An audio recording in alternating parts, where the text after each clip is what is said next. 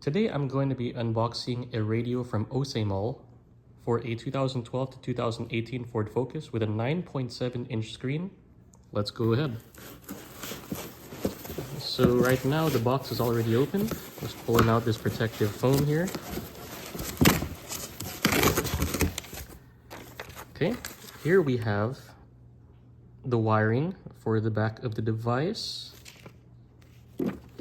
some Q&A, user manual over here. This is the backup camera and installation instructions.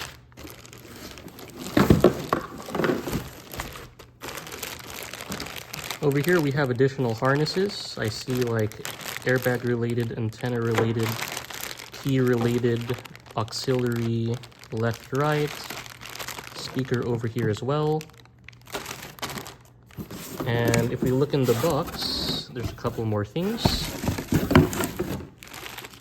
This is a piece of trim,